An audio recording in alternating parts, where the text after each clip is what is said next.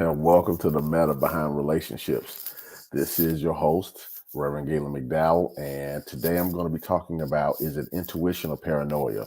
Now, this is going to be a really interesting talk, and as I always do, I bring on the CEO and founder of the 5S for Love platform, Christine Burkett. Christine, are you there? Hey, Galen. Hey there. I feel like we've been like on hiatus for a minute, Well, for a whole month. for a whole month. And I know, like, when I saw the group on a Monday and I was producing their show and I saw the ladies yesterday, it was just like, I think everybody needed 30 days. It was a lot. That's like the spring. Everybody's got to get their spring cleaning done, I guess, and get their lives on track for the rest of the year. And it was a nice little break. But honestly, I think I kind of missed everybody. It's like not seeing your friends once a week. Well, yeah, it becomes a part of your process, but everything needs breaks. As Yeah. Scripture says, for everything there's a season. So if it's Mhm. just, if it's all sunlight, nothing can grow. If it's all nighttime, nothing grows. It's the same. There's a season for everything. I like that. See, you know what? You always bring in that little extra. I always tell people when I talk to Galen, talking to you on a regular basis is the same, but talking to you during the show around context is always inspiring for me. And it's like an education moment. And I hate to even phrase it like this, but it's not often I get education moments. Normally people are coming to me for education moments, right? So when I get them, I get excited. And I feel like what you just said to me is so true. Like sometimes we just do. It's just time to kind of like you need to reset. Hmm. And you need that, even though everything is on autopilot. So I don't know. I listened to conversation today. I'm really excited. It's in a space that I don't know anything about.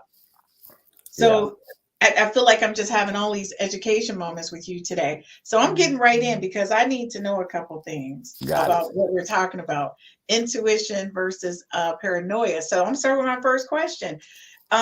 Is it intuition or paranoia? Like, what is the difference between the two?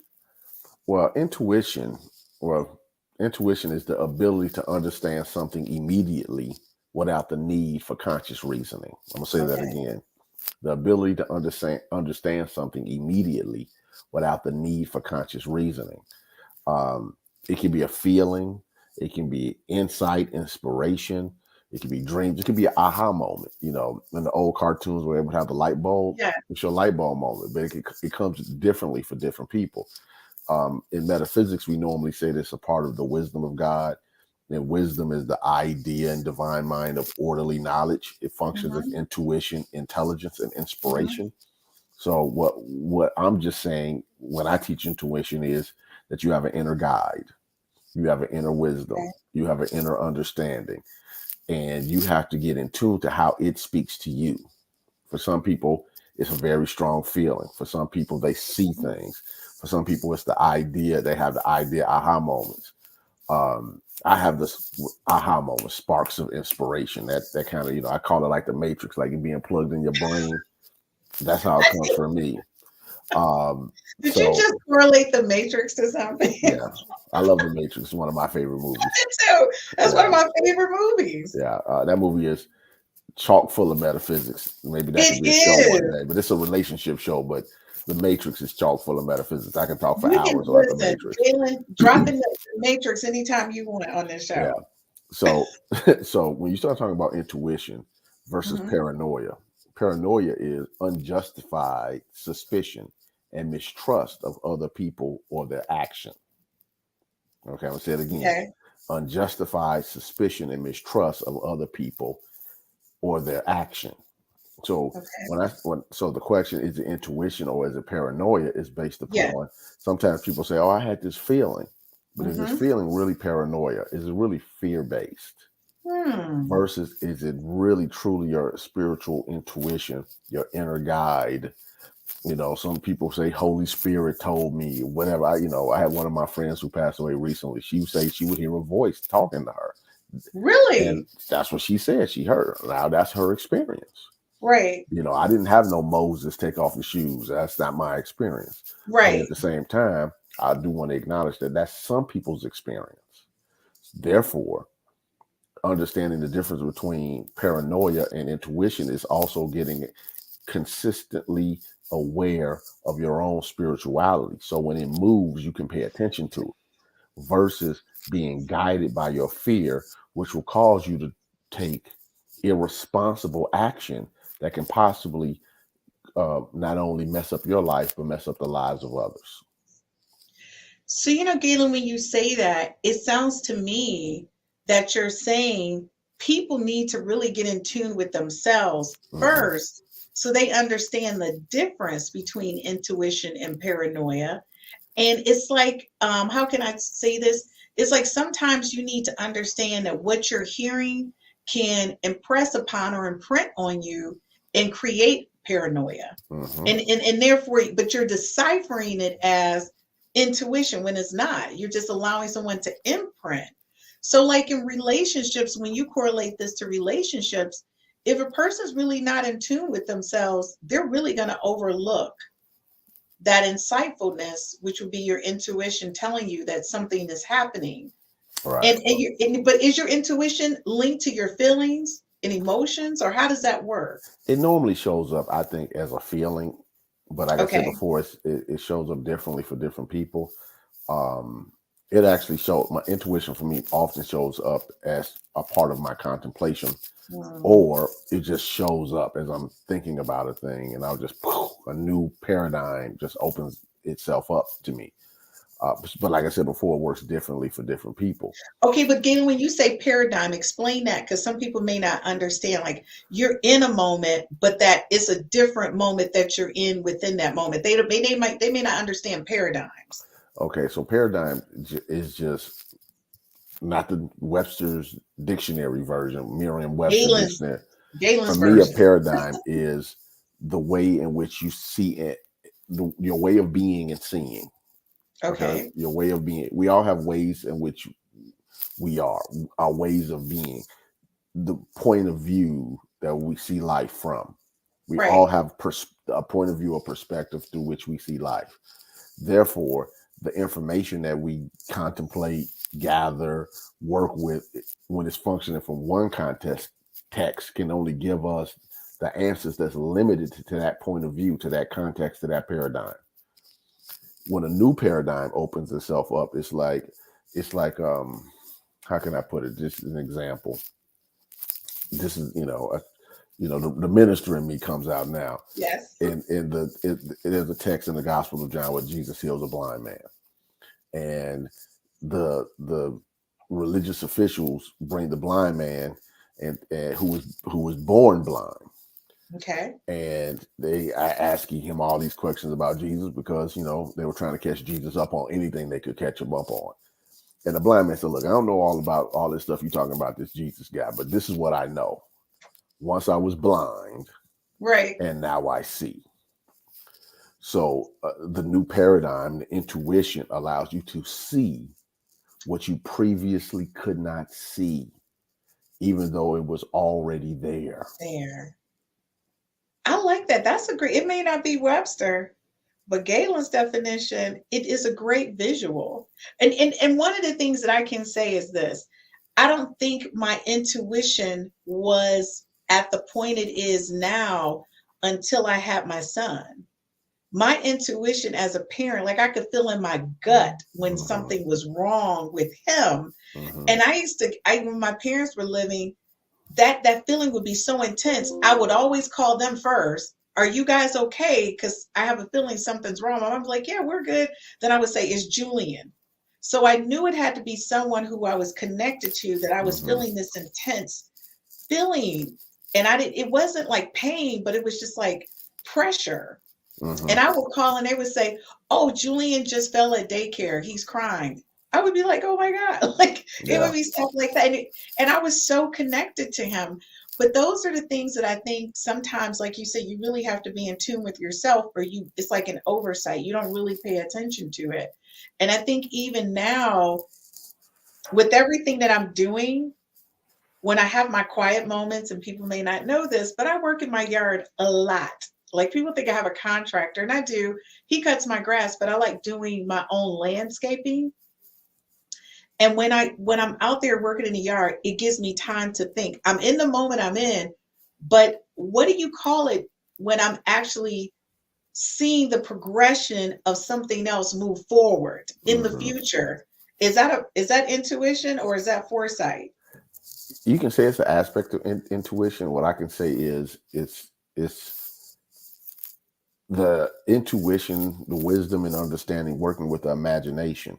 So, Mm-hmm. um, okay, now you're asking for some deeper metaphysics. I wasn't expecting this question. So, so Sorry. the imagination works primarily in a couple of ways. One way Okay. is to create images and forms in your mind. All right. Okay. So to take abstract ideas, thoughts, feelings, Mm-hmm. etc., and create pictures in your Mm-hmm. mind. Okay, that is the job of the imagination. Now, the imagination is the imaging power of the mind, but it's also the formative power of the mind, meaning that Okay. the that the before it shows up out here, it has Mm-hmm. to show up in the imagination first. That's one of the purposes of imagination. This is why people do stuff like visualize and make Mm-hmm. treasure maps, or what they call them, vision boards is Mm-hmm. more the common vernacular now. So that's where you see those things. But it has a Okay. secondary job, and I think this is the more important one. Okay. Imagination is the projector screen of spirit. Mm. So when the spirit, God, Holy Spirit, divine mind, whatever term you want to use, source, Yeah. is showing you something, it normally Mm. comes to your imagination as a vision in your mind. So in other words, the possibility is projected on the screen of your mind, just like going to a movie theater. The Movie theater. projector That's is what it behind feels you, like. right? So your imagination becomes the screen. It's not generating the images. It's Right. it's displaying the images. Hmm. So when you're out there gardening and you're thinking about something, and all of a sudden spirit gives you, it can look like this, it can look like this, but it's in your imagination because it's being projected directly upon it. Okay, see now that makes sense to me. I used to say, man, how does this work that I'm in this moment, but I can visually see this forecast. I used to call it forecasting because that's in my Yeah. mind. I'm like, I can visually see what's happening. This is so interesting. And guys, when we get back, we're going to talk about how intuition can impact your relationship and how paranoia can impact your relationship. I think sometimes when you're in the middle of something, you're not really sure which one it is. Galen gave us the definitions. We're going to get them again. And then we're going to talk about the impact on relationships. Folks, we'll be right back after this quick commercial break here on the 5F's to Love.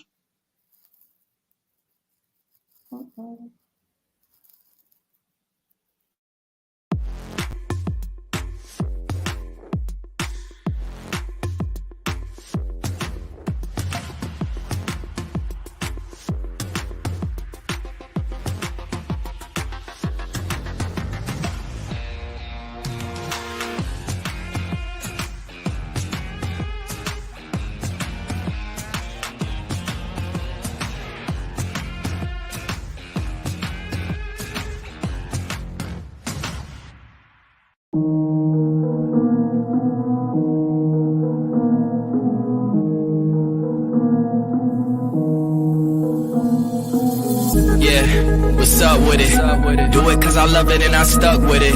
We ain't with the subbing in the cut with it. Please none of the talks, I heard enough of it. Like, what you gonna do? Where you at? Who you with? You ain't really about this, don't talk about it. Really on the move, on the map, never slip. Keep your hands to your lips, don't talk about it. Real eyes, real lies, all the time. Stand on it, if we said it, we don't walk around it. Loose lips, sink ships, red cup, blue strips, new phone, who this? No, we don't allow it. Really on go, I don't know what's an off day. Now we on road, came from smoking in the hallway. Now we got shows, boys feeling like Broadway. Always look both ways, even on a crossway. Driving down Cross Bay, out town Barclays. Really on big things, came up a small way. Championship rings, baby, that's a ball game. Oh, she want a little bag, baby, that's small change. Yeah, that money talk. If we ain't cool, then cut me off. No breaking news, don't run your mouth. Thought it was the plug, now he running off. Thought it was a plug, now he running off. What you gonna do? Where you at? Who you with? You ain't really about this, don't talk about it. Really on the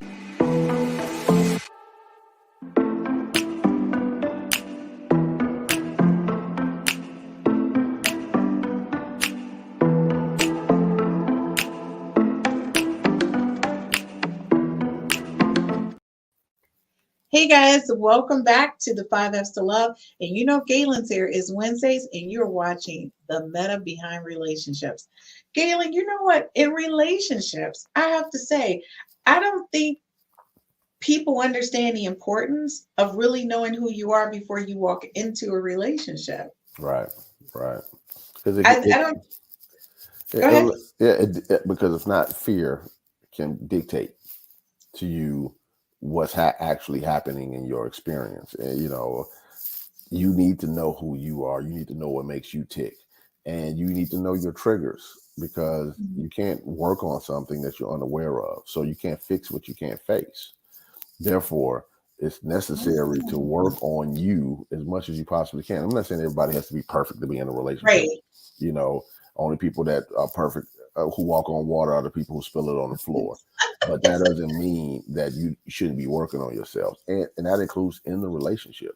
That Yeah. just because you got somebody does not mean you stop the self improvement process. One of the things I used to go to these seminars downtown, and one of the things I was noticing, this was some years ago, there was a lot of people that were going as couples, and they would even this organization. I'm not going to Mhm. shout out them for no reason, but Mhm. they would even have like retreats where couples could go. Go to an island, you learn, and then you enjoy, the Dominican Right. Republic or whatever, because that was necessary. They were putting the investment time in getting better as individuals, getting better as a couple, and then growing spiritually, emotionally, financially, and all the other Mhm. stuff. But you got to put time and investment in those type of things. As we grow this platform, maybe the 5S for Love will be sending people to Punta Cana. Is that how you pronounce it? Punta Cana. I say Punta Cana. I say it. Throw it out Yeah, there because Christine, I would love to do you these know, all over you the know, country with people in relationships. so right, bring people in and bring the experts in, and we'll teach them how to Mhm. do the thing. So yeah, so you got to know yourself. You got to know You do, yourself. Galen, that's one of the things I think I'm very grateful for. Although some people spend so much time trying to change Christine, one of the things I say to people, this year I'll be 52. If I don't know who I am right now, there's a problem, right? And I'm not going to say I'm perfect, but I'm perfectly Christine. And yeah, there's some things I can tweak and expand on, but at least I know who I am, the good, bad, and the ugly. And I always introduce the ugly though. I tell people these are the things this is disclaimers. Let's go through my disclaimer list first. Well, Because these are things, those are the things that people need to understand. Because when you think about relationships, and again, if you can't give the definition for intuition, I think it's important people understand intuition, and then we'll talk about the impact on a relationship when it comes to intuition. okay, again, intuition is the ability to understand something immediately without the need for conscious reasoning. It is also, or it can be a feeling, or even Mhm. visions or inspirations and dreams. In other words, it's your inner knowing. It's Okay. it's the best way I can say it. It's your inner knowing. Hmm. So when you look at relationships and you counsel people for how many years? Married couples? Over 2 decades. The way he was like, I was talking about somebody about this earlier. I started teaching metaphysics 26, 27 years ago. Mhm. So it's been a long time. It's been a But long far time. as a minister counseling people, even though when I was a teacher and wasn't a minister, I was Right. still counseling people because they stop you after class. I need to talk about this, talk about that, and we wouldn't call it counseling. Because we had a yeah. Anyway, don't let me drill down into that. But officially counseling people Yeah. as pastoral counseling, whether it's Yes. couples or whoever else, it's been over 20 years. So in your 20 years, when you think about intuition in a relationship, how useful is that when you're with someone? Well, I think it's a couple of things. One, Okay. intuition allows you to know when something is off, when the person saying something isn't off. It's being vibrationally attuned to your partner. Hmm. So, because some people will say, I'm good, everything is fine, I'm not sick, I'm not depressed, I'm not frustrated, I'm not anxious, I'm not scared, I'm not angry. But your intuition is telling you something different. All Right. right. So that's one part of it. Something could be going on in work, something can be going on with in other aspects of their lives, and if you're not paying attention to your intuition, you could be easily brushed off. Yes. Two, some shady stuff could be also happening, and everything is portraying itself to be fine, and your intuition is telling you something's off. I'm not sure, but something is off, and this is the point to where I want to make the distinction between the intuition and the paranoia, which yet again is unjustified suspicion and mistrust of other people or their action. If your intuition isn't finely tuned, the paranoia will kick in, and you can potentially mess up a good relationship because you're accusing people of doing things that they're not doing. That's the next thing I was going to ask you. Yeah. How do people confuse intuition and paranoia? Because they're not connected to their own spiritual nature, and I think that's the primary reason. Now, why aren't they? They haven't cultivated their own spiritual practices, their own prayer work, their own meditation, their own spiritual study. Well, you got to slow your mind down enough to be able to contemplate the things of spirit. My first teacher, the Reverend Wilmetta Harrell, used to say that God isn't going to shout over your mental noise. Say that again. God is not going to shout over your mental noise. That's a paraphrase, not a direct quote, but that was basically what she meant. And so I've always kept that in mind. Like, okay, I have to cycle down to be able to hear properly. Right. I'm using hear metaphorically. I have to be able to cycle down. The other thing is, I think that we live in a society of numbing ourselves. So when people are, various drugs, from the softer legal stuff to the harder stuff that kind of takes you out, to the abuse of alcohol, or anything that makes you feel as though that it's pulling on your attention and tugging on you. Nicotine addiction does that for a lot of people. I have family members that, when the square is calling you, for those who watch this, in Chicago, we say square, that's the cigarette. When it's calling, they got to answer. So, but most of the time, the alcohol and drugs numb people down. So when you numbed your body and brain, how can the spiritual signals? How can you pay attention to spiritual signals? Right. It's hard to be vibrationally in alignment when you're literally throwing your body out of alignment. And I'm not telling people what to do with your life. You can do, everybody knows me. I don't drink. I don't drug. I don't nothing.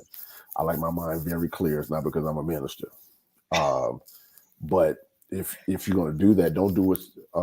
Especially, I can hear one of my friends who's like, I'm gonna have my wine, and I ain't tripping on that. Do what you got to do. Right. That becomes a numbing process. Right. Versus a potential relaxation process. Right. Now, can you pay attention? Right. Because by nature, those things affect your brain. They do. All right. And from a metaphysical standpoint, the brain is the tool. The mind is not the brain. Consciousness is not the brain. The mind or consciousness expresses through the brain and through every cell. Right. So it would be similar to having a radio that's damaged. And the radio signal is still here, but the radio can't play the station. But all you get is static. Right. So if your mind is distorted, if your body physiology is distorted, then how can the spiritual signals get through? Gaylon, when you think about that, it's like basically creating your own white noise. And it's void of anything. And that's one of the things that deeply concerns me. Well, the first thing is, I wanted to ask you, how do people actually just sit down? Like, what steps would you take for people to slow down and find their center? A lot of people, and I know, guys, you don't know this, but Gaylon is so inspirational for me. He was like, you need to start meditating. And I was just like, he's like, find guided meditation, do this, do that. And I did those things. And honestly, when I start off my day and I go to bed with guided meditation, I listen to Michael Beckwith in the middle of the day, like for my little 5-10 minute meditation. I go through it with him. So those were all great suggestions because life is moving so fast. And sometimes you just need to take moments within that to slow it down. But what if someone doesn't understand how to do that? Well, what would you suggest to them? Well, first of all, if they have a lot of tension, and because paranoia is going to create tension in your body. That's one of the ways you know the difference between intuition and paranoia. Paranoia creates tension in your body, stress Okay. in your body, like Mm-hmm. literally. Intuition can push you to something, but it's not literally causing your body to feel like it's breaking down. Yeah. Unless your intuition is screaming at you. I mean, rare instances where it's screaming, where it's like, pay attention to me. Right. Um, but it's still different than paranoia, because paranoia is fear based, and fear does something different to the body than inspiration. Okay. Physiologically, from your chemistry doctor Right. background, you know that what certain emotions do to the body, because Mm-hmm. the fight or flight response Mm-hmm. kicks in with paranoia, because that's the brain telling you, hey, it's a saber-toothed tiger chasing Mm-hmm. you. Stop digesting food, stop sending blood to the brain for all this reading. We need to run and get away from this tiger. But Mm-hmm. what's the problem is there's no tiger except the one we're making up in our mind. Mm-hmm. And now the body starts to go in a fight or flight response. Stress, Mm-hmm. adrenal gland dumps, heart Mm-hmm. rate up, breathing shallow, all of the stuff that sweating, it does all type of stuff. So paranoia can do a lot of different things to you physiologically. So so when you start comparing the two, and I'm trying to remember what the question was now because I got so far off from it. Oh But I no, was but trying to you're make the you're distinction, answering it. that when you recognize that intuition comes from spirit, therefore it's love based, it's Okay. wisdom based versus Right. fear based. All right. So when you're Mm. dealing with a relationship, if you're functioning, let me just put it this way: if fear is a primary factor in your relationship, then it's broken. I'm not saying it's unfixable, It's but it's just broken. broken. Okay, it's no other way for me to say that. You might not be afraid of somebody harming you, but if Right. there's a fear of abandonment, a fear Right. of of judgment that's not based upon critique for the relationship to get better, for instance, when you start dealing with the fear that they're going to do something with the money, like people who are married or date or live with drug Mm-hmm. addicts, and they're afraid that he or she ain't coming home with the check, and they're going to spend it with the drug dealer, or they're going to spend it at the bar or whatever. Mm-hmm. That's fear based. Or they're gonna spend it at the mall on some Louboutins. Right. I was just about to go on to the female side that the purse, the heels, Mm-hmm. the boots, the outfit, or whatever.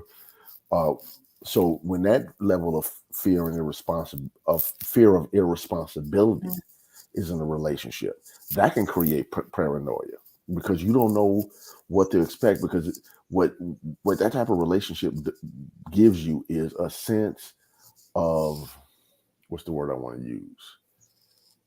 Lack of security. Okay. Like, okay, It does.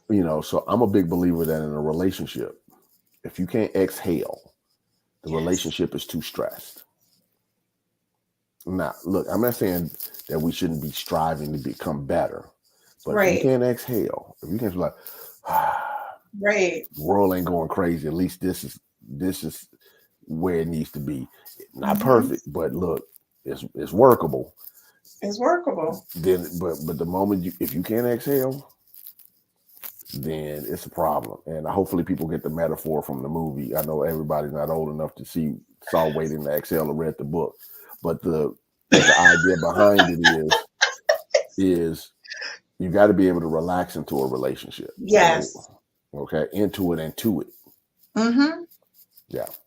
You do have to be relaxed. And folks, when you look at your life, and I always look at my life in snapshots. I look at where I'm at, where I'm at in this moment, where I was and where I want to be, right? And I call them my snapshots. And it happens periodically, right? And then I kind of think through where I'm at mentally within that space. And I assess whether or not I'm allowing things to impact me from my exterior. And I always tell people I see myself as my own house, right? And is it anything outside of my house that's impacting my thoughts, feelings, emotions, anything? And those, I call that, we could think about cybersecurity. Did anybody break through my security? Mm-hmm. Because that paranoia comes in. And one of the things that I find is that a lot of times when you share things with people, they're giving you their insight and perspective. And it's like you're washing away your own intuition or thought. And then you're allowing that thought to kind of dangle back here, and it becomes the forefront. And it's like paranoia. Just Mm-hmm. because your husband is late coming home every Tuesday and Thursday. You talk to Shaka Khan. Shaka Khan, like, yeah, girl, that's how I started with my husband before we got a divorce. Because, see, Mike, he was out on Monday, Wednesday, and this day, coming home late. No, for all you know, your husband could be taking dance lessons. He could be working late. He could be doing anything. Just ask him. Don't go on what your friend experienced and allow that to be your truth, right? Because, Yeah. like you said, it kind of picks at you. And I think a lot of people do that. I've met so many women, Gaylon, who are afraid to ask questions. Yeah, well, I think the challenge comes into play. Just being a married guy, what I would say is this: Mm-hmm. if Leroy is coming home 3 nights a week and the wife has no idea where he is and what he's doing, I think that's Yes. at minimally a breakdown in communication that needs to be Yep. fixed, because part of being in a committed relationship is that level of communication and trust. Yes. It's one thing where an outlier where I'm trying to surprise somebody, birthday, this or something, gift, whatever. But on a consistent basis, if it's always a situation where somebody isn't where they're supposed to be, and then your intuition is picking up the lie or the inconsistency to go along with it, then you might want to reevaluate that process, because it's it becomes a little troublesome. Well, I don't know if there's statistics, but what my observations are, women are better at those things because men don't pay attention to the details like women do normally. So when people are dipping off, quote unquote, women tend to be better. At least from the people I've talked to and whatever. Some of these guys, when they come into counseling with their wives and they've committed adultery, I'm looking at them like when I hear the story, I'm like, is this guy a buffoon? It's amazing to me. Whereas the women turn into James Bond when it comes to cheating. It's a whole different thing. It's like, Gaylon, they go to putting stuff on phones and you'd be like, how would you tracking his texts and all of that? I got all his texts. I said, well, y'all should have been doing nothing. Like you said, she turns into James Bond. She becomes this high-tech spy and all this kind of stuff. It's amazing. I've had some conversations through the years. I'm like, dude, like you might as well just chiseled it, in on the side of your house what you were doing. It was so like apparent, obvious. But anyway, so Gaylon, when you think about that, I do have women that I know and guys that I know that, how can I say this? The need to be with that person is so great that when they're absent, you ever been around that you be this paranoia of, they must not love me. What's going on? Did I do something wrong? They're breaking up with me. I haven't seen them in 3 days. I'm like, oh my God, like this is not that serious. So my thing is like, what do you, and it's like, I can't get those people to understand. It doesn't mean that they're breaking up with you. It doesn't mean that they just, maybe they're busy. Well, one of the things is paranoia can chase off a good person. Yes. Now, let me just say this, because this is what I'm about to say might be unpopular.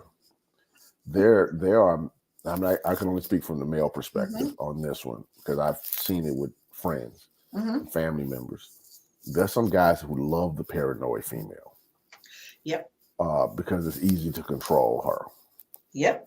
You can jump in and jump out when you want. Everything you do has her thinking that she's messing up. You can always flip the script on her, so she can't see what's obviously in front of her face. It's sort of like the old Eddie Murphy joke from that the Raw. You know how I am. I relate stuff to no, not that one. No, I got a better one. The Eddie Murphy joke when from Raw.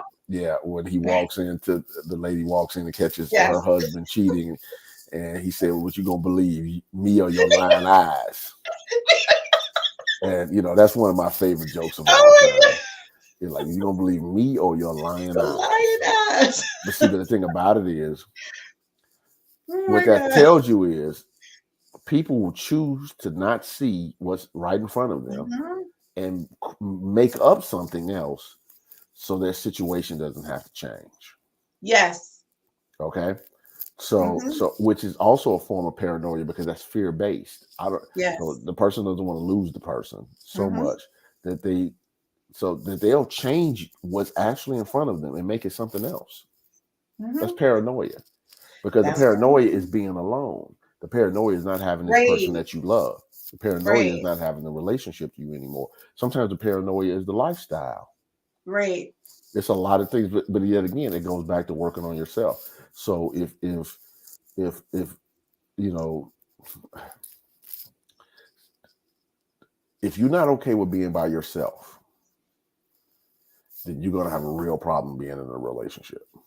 A And I'm real not saying that, problem. and because you're going to require disproportionate attention.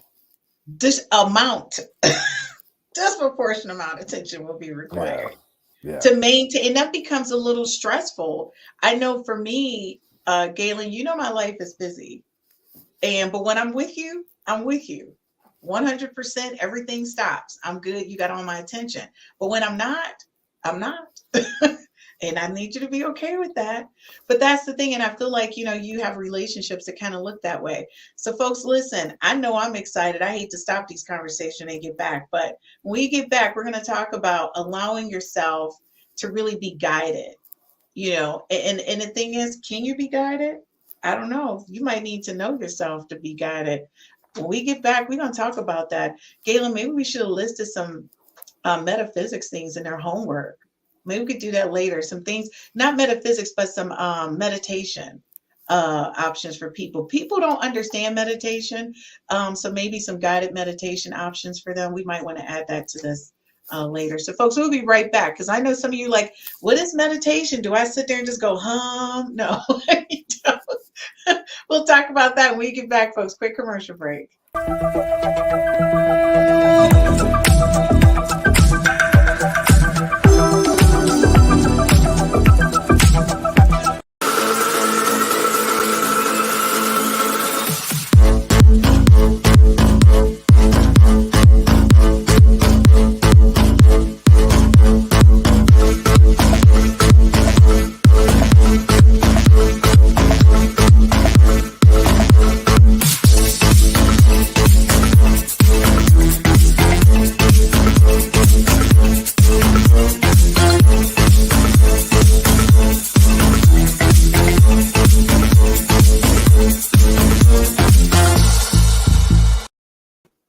Hey guys, welcome back. I promised you a quick commercial break. Hey, don't forget to check out Galen. He's here on Wednesdays, but he's also on his other podcast.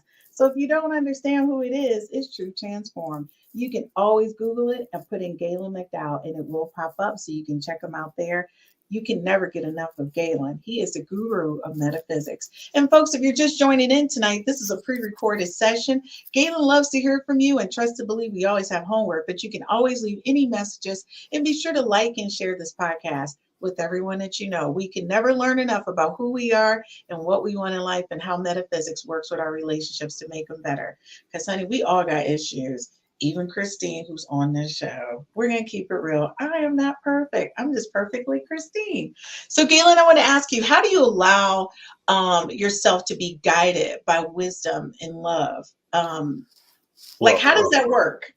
Well, let me use this analogy. I'm using this one because Michael Beck was love this. I taught this off the top of my head in Cancun one time while I wasn't expected to speak at a conference. This was 2008, maybe.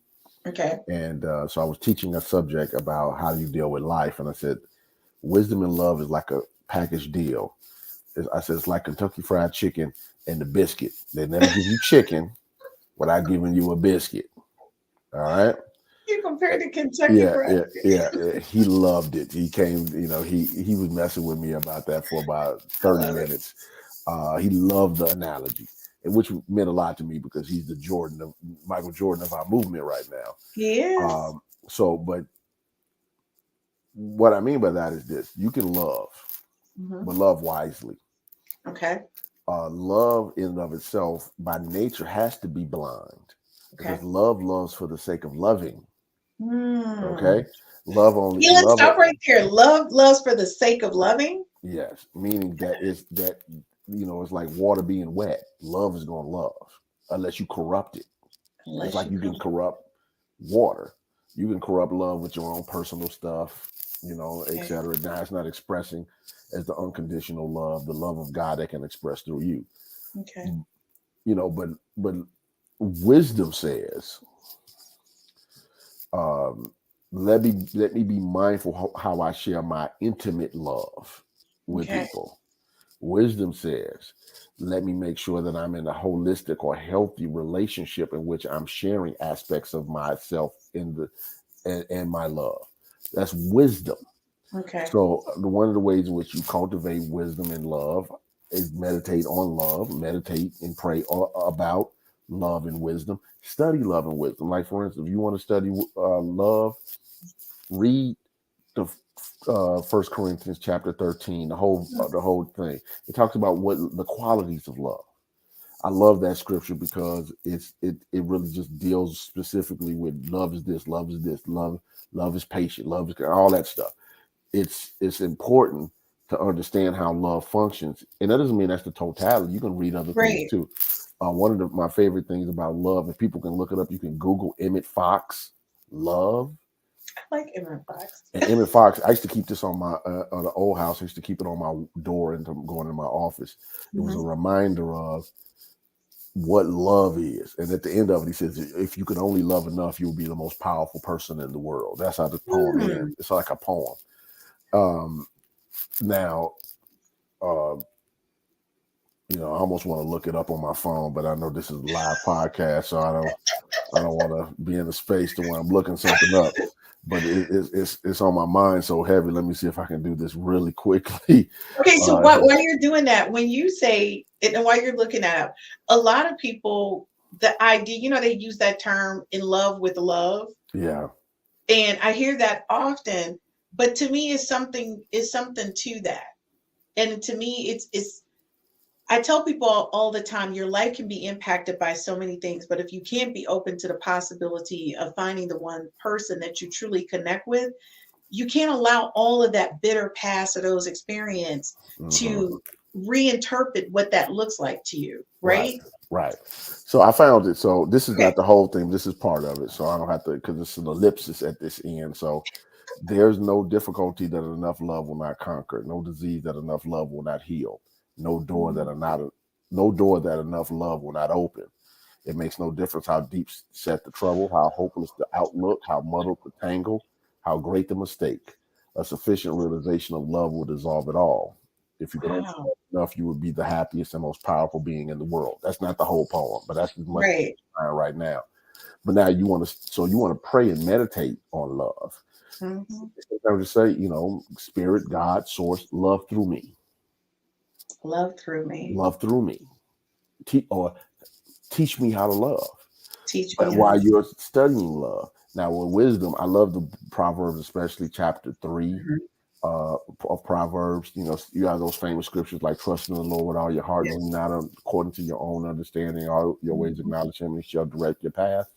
Scriptures like that. When you study wisdom, you can see the aspects of wisdom. It's a lot of wisdom scriptures in the book Mhm. of Proverbs. I would tell people study it as you're praying and meditating for wisdom. It's an aspect of it. It's an aspect. It's a spiritual love and wisdom are spiritual qualities already within you.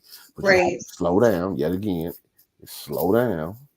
If your mind is always going, your emotions are always going, stuff is always pulling your attention. You're always distracted. How in the world are you going to take time to develop and cultivate the spiritual aspects of you? Because your appetites, your wants, and your ways of being Mhm. are pulling on you so hard that you're not paying any attention to the spiritual authentic you. You got to Right. slow down and see. My thing about it is, if you Yeah. contemplate higher things, Mhm. you align yourself with the possibility of higher answers.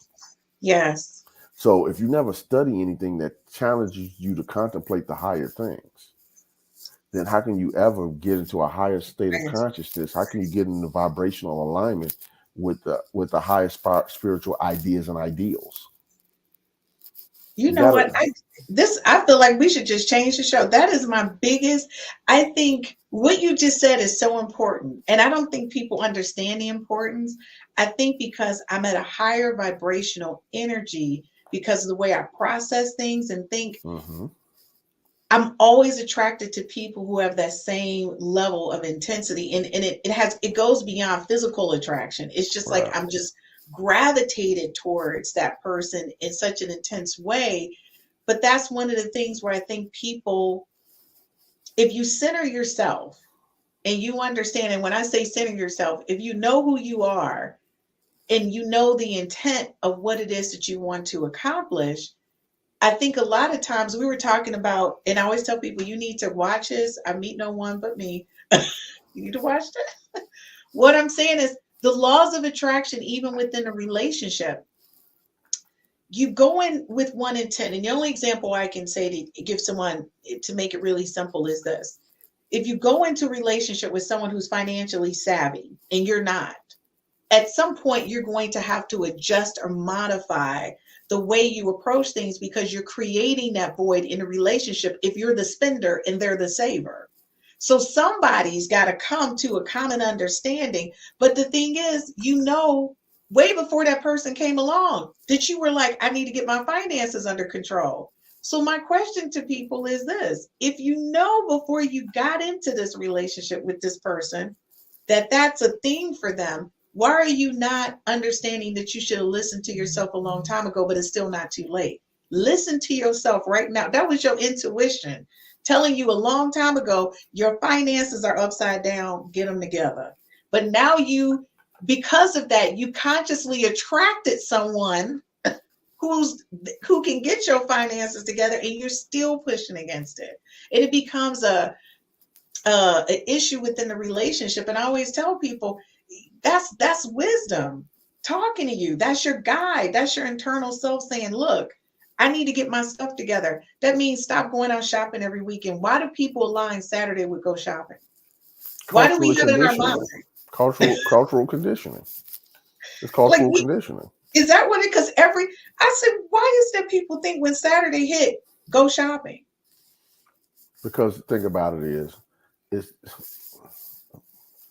I know this is supposed to be about intuition and paranoia, but you're asking the question, so we're going to answer them. Everybody chases their version of their high. Shopping gives people a high.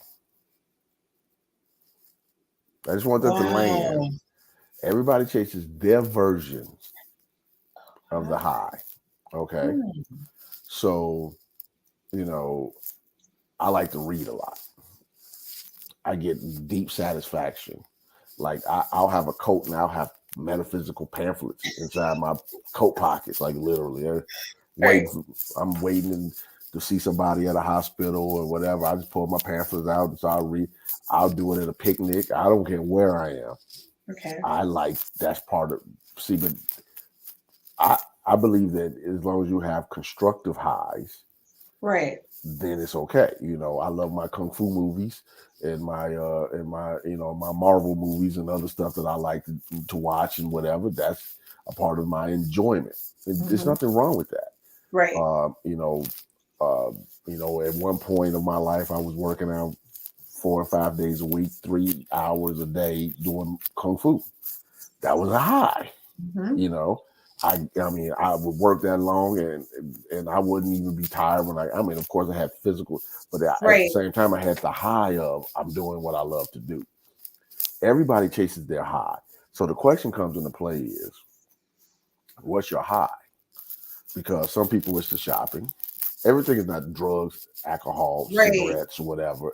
Food is a high. Gambling is a high. I know some people who've gone through hundreds of thousands of dollars gambling. Right. Okay, that's a high.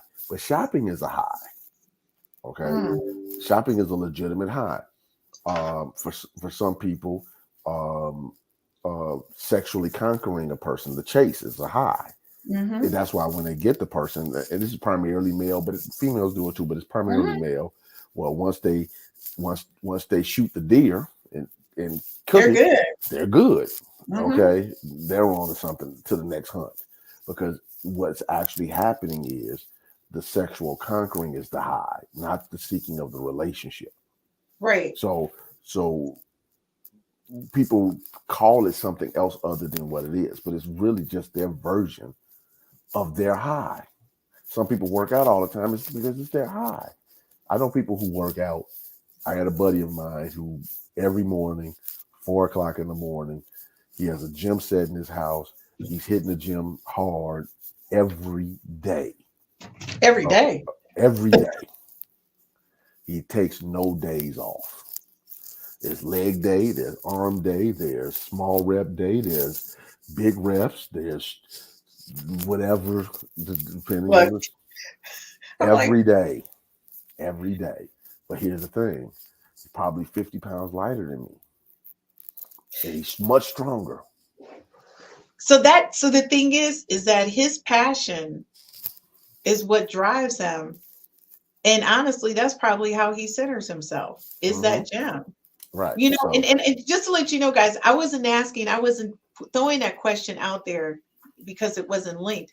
It's just that I want people to understand that was a person's intuition telling them beforehand. And sometimes we ignore them. And then we do the law of attraction. You've attracted someone because of what?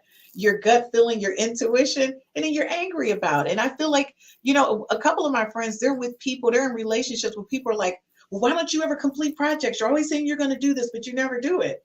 But the thing is, I think inside of them, they're asking themselves, why can't I complete projects? Right. And it's daunting in them on so much that they've attracted this person. And they're like, I feel like they're browbeating me all the time. Well, do you ever complete anything? Oh, yeah. And it's a double-edged sword. Some people don't get stuff done without, I'm going to use it, pseudo-parenting.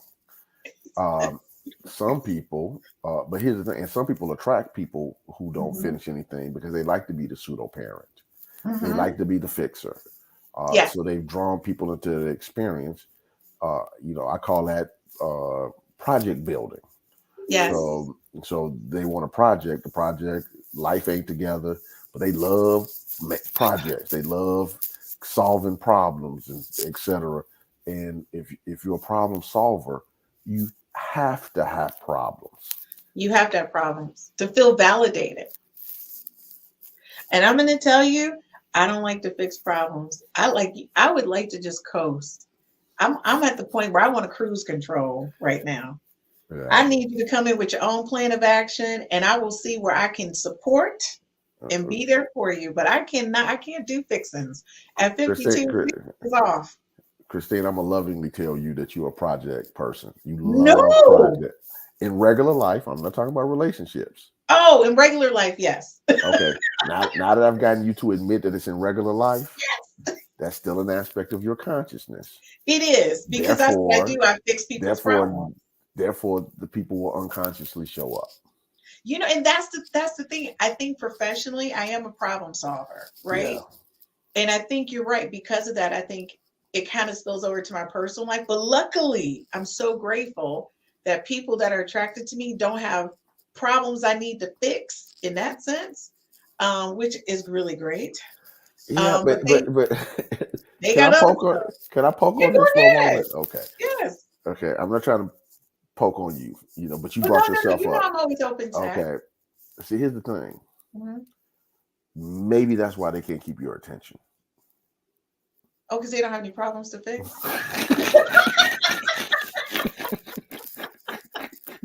You know what, Gail? Look, now you got me looking at myself like, Just a thought. That could be true. That's a good thought. And I'm gonna have to, that is a good thought. I do get bored easily. Very easily. You know how many I got bored conversations I've had with you? Look, everybody, obviously, I talk to Gaylon. Gaylon is like my therapist. We're going to keep it real. But you know what, folks? I'm always open because I think my life experiences can impact and help support somebody else's. And again, that's true. I think it's a carryover. But folks, before we go, I want to do two things because y'all know I let him close out his own show and we're not going to have a commercial break. But Gaylon, before we go, I do want to ask the last question, which is, how do you learn not to trust your intuition? How did you learn not to trust it? Yeah. How did you learn not to trust? Normally, we allow people to talk us out of it. People that we trusted. It could Wow. be family upbringing. Hmm. You know something is wrong, and they're telling you something. You know, unfortunately, parents lie, siblings lie, grandmamas, grandma, aunties, teachers, friends. So you learn to start not to trust you Your and intuition. rely on other people and their judgment.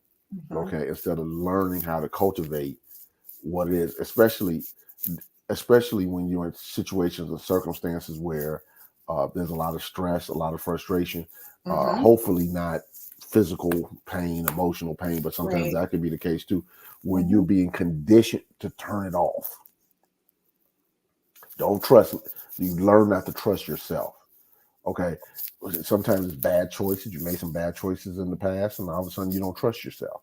But Right. this is why I tell people consistently you have to get back to developing an authentic relationship with your own spirituality. And we've talked about that over the show, over the course of the shows. I've given homework Yes. over that on that.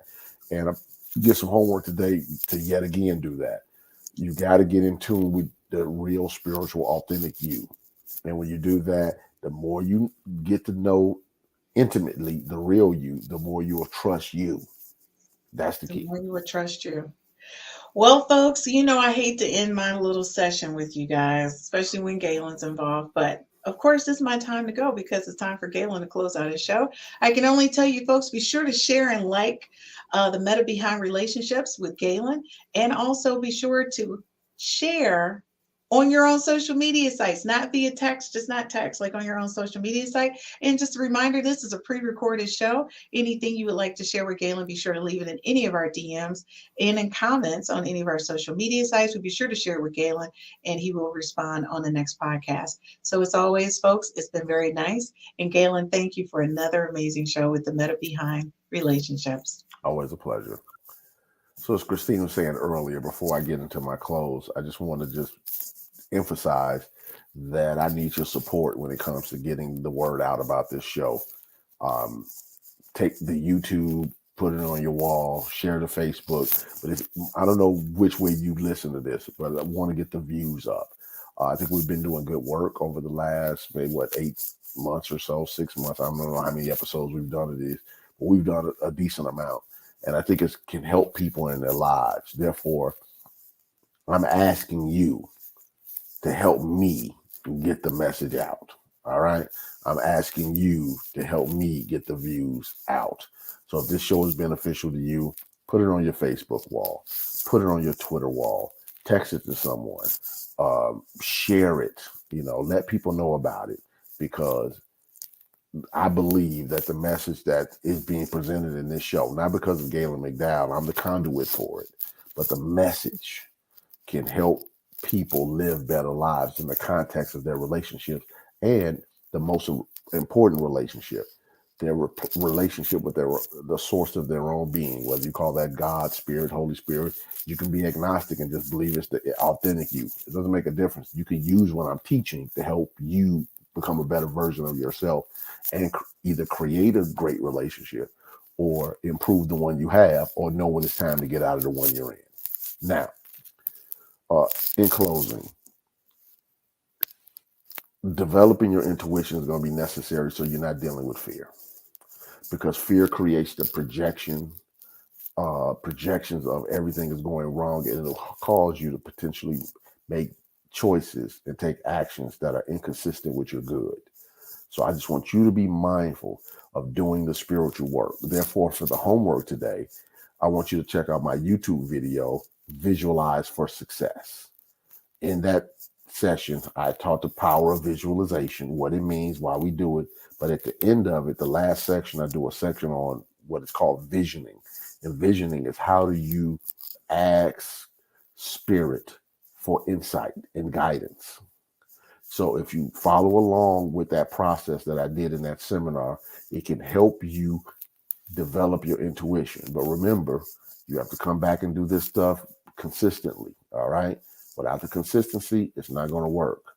Because why? Because you're in and out, in and out, in and out. It's a little like going to the gym. You want to lift 500 pounds, and You're saying, well, because other people are doing it, I can do it. No, not necessarily, because you haven't developed the muscle mass. And some people haven't developed themselves spiritually enough to handle some of the tougher challenges of life. Their intuition isn't strong. Their faith isn't strong, et cetera, et cetera. So work on you. Self-investment is the only true investment that you can ever make because it impacts everything else. With that, God bless you. I'll see you next week with the matter behind relationships.